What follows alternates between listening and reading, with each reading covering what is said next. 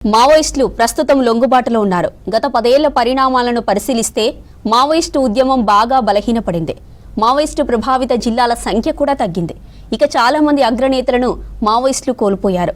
పెద్ద సంఖ్యలో అగ్ర కమాండర్లు, కేంద్ర కమిటీ సభ్యులు సరెండర్ అయ్యారు.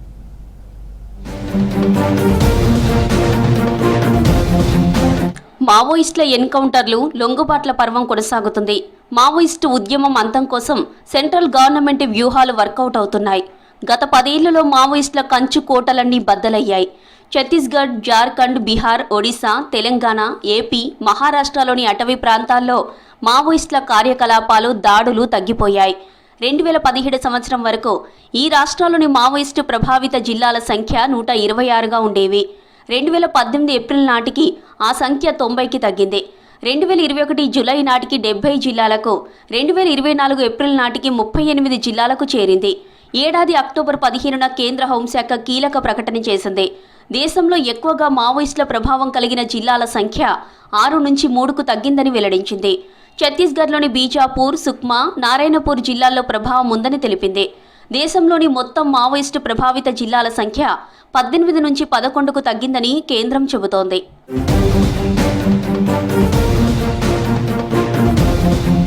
కేంద్ర ప్రభుత్వం మావోయిస్టు ప్రభావిత జిల్లాల్లో భారీగా అభివృద్ధి కార్యక్రమాలను చేయిస్తుంది. సంక్షేమ పథకాల అమలుపై ప్రత్యేక ఫోకస్ పెడుతుంది. అక్కడి యువతకు విద్య, ఉద్యోగ అవకాశాలను పెంచుతుంది. ఆయా జిల్లాల్లో టెలికాం నెట్వర్కులు, రోడ్లు, విద్యుత్ సప్లై వ్యవస్థలు, విద్యా సంస్థలను ఏర్పాటు చేయిస్తుంది. దీంతో అక్కడి ప్రజలు మావోయిస్టులతో ప్రభావితం కాకుండా జాగ్రత్త పడుతుంది. కేంద్రం చర్యలతో మావోయిస్టులలో చేరే యువత, మహిళల సంఖ్య బాగా తగ్గిపోయింది. ఇక ఇదే సమయంలో మావోయిస్టుల ఏరివేత ఆపరేషన్లు చేపట్టే భద్రతా బలగాలను కేంద్ర ప్రభుత్వం ఆధునీకరించింది. ఇందుకోసం కోట్లాది రూపాయలను వెచ్చించింది. మావోయిస్టులతో ఎక్కువగా ప్రభావితమైన జిల్లాలకు ప్రస్తుతం కేంద్ర ప్రభుత్వం ఏటా 30 కోట్ల సాయాన్ని అందిస్తుంది. మావోయిస్టుల ప్రభావం కలిగిన ఇతర జిల్లాలకు ఏటా 10 కోట్ల రూపాయలతో నిధులను అందిస్తోంది. వీటితో ఆయా చోట్ల మౌలిక సదుపాయాలను కల్పిస్తున్నారు. ప్రజల జీవితాలను మెరుగుపరిచే చర్యలు చేపడుతున్నారు.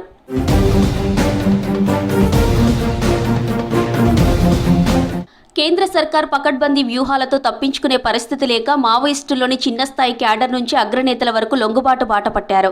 మావోయిస్టు పార్టీ పొలిట్ బ్యూరో సభ్యుడు మల్లోజుల వేణుగోపాలరావు సహా 61 మంది మావోయిస్టులు మహారాష్ట్రలోని గడ్చిరోలిలోనూ, 208 మందితో ఆసన్న దళం సహా ఛత్తీస్గఢ్లో లొంగిపోయారు.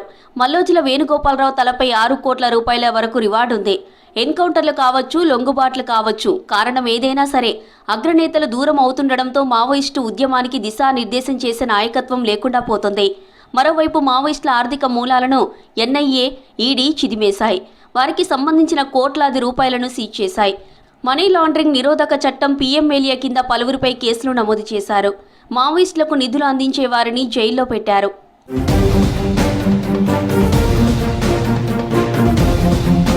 2014 నుంచి 2025 మధ్య కాలంలో దేశంలో మావోయిస్టు సంబంధిత సంఘటనలు గణనీయంగా తగ్గాయి. ఈ వ్యవధిలో 15 మంది మావోయిస్టు అగ్రనేతలను భద్రతా దళాలు అంతం చేశాయి. ఛత్తీస్గఢ్, జార్ఖండ్ సరిహద్దులోని బుదపహార్ అడవులు, బీహార్, జార్ఖండ్ సరిహద్దులోని అడవులపై మావోయిస్టులకు పట్టు లేకుండా చేయడంలో సక్సెస్ అయ్యాయి భద్రతా దళాలు. 2014 నాటికి దేశంలో మావోయిస్టు సంబంధిత ఘటనలు చోటు చేసుకున్న 330 పోలీస్ స్టేషన్లున్నాయి.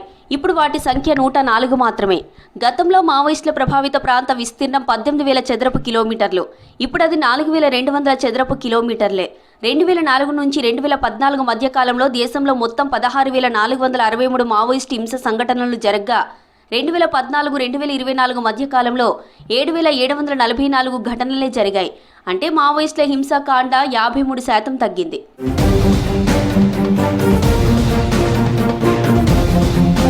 గత 10 ఏళ్లలో మావోయిస్టుల దాడుల్లో భద్రతా దళాల మరణాలు 73% తగ్గాయి. మావోయిస్టుల దాడుల్లో మరణించిన భద్రతా దళాల సంఖ్య 2022లో 100లోపే ఉంది. ఈ సంఖ్య ఇంత తక్కువగా ఉండడం గత 30 ఏళ్లలో ఇదే తొలిసారి. మావోయిస్టుల దాడులను తట్టుకొని నిలువగల పటిష్టమైన పోలీస్ స్టేషన్ల సంఖ్య 2014 నాటికి 66 మాత్రమే. ఇప్పుడు వీటి సంఖ్య 612. గత 5 ఏళ్లలో మావోయిస్టు ప్రభావిత జిల్లాల్లో 302 కొత్త భద్రతా శిబిరాలను, 68 నైట్ ల్యాండింగ్ హెలిపాడ్లను కేంద్ర సర్కార్ ఏర్పాటు చేయించింది. 2025 సంవత్సరంలో ఇప్పటి వరకు దేశంలో 312 మంది మావోయిస్టులను అంతం చేశారు. వీరిలో మావోయిస్టు ప్రధాన కార్యదర్శి, 8 మంది ఇతర పొలిట్ బ్యూరో, కేంద్ర కమిటీ సభ్యులున్నారు. 836 మందిని అరెస్టు చేశారు. 1639 మంది సరెండర్ అయ్యారు.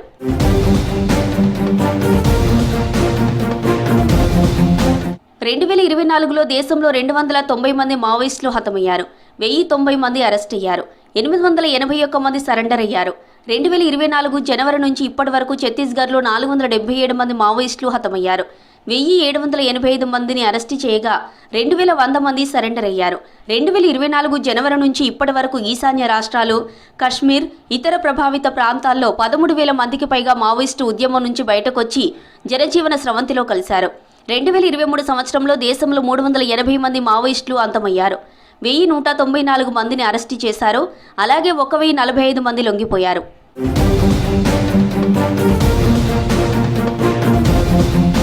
సిఆర్పీఎఫ్, కోబ్రా బెటాలియన్లు, రాష్ట్ర పోలీసులు నిరంతరం నిర్వహిస్తున్న ఆపరేషన్లు మావోయిస్టులకు కంటి మీద కునుకు లేకుండా చేస్తున్నాయి.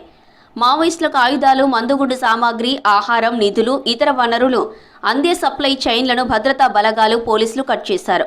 ఏజెన్సీ ప్రాంతాల ప్రజల మద్దతును మావోయిస్టు ఉద్యమం కోల్పోతుంది. పోలీసులకు లొంగిపోయే క్రమంలో మావోయిస్టులు తమతో పాటు ఆయుధ నిల్వలను కూడా తీసుకెళ్తున్నారు. దీంతో మావోయిస్టులకు ఆయుధాల సమస్య వచ్చింది. మావోయిస్టులు అప్పగించే ఆయుధాలకు ప్రభుత్వం ప్రత్యేకంగా డబ్బులను పే చేస్తుంది. మావోయిస్టు ప్రభావిత ప్రాంతాల్లోని యువతకు విద్య, ఉద్యోగ అవకాశాలు పెరిగాయి.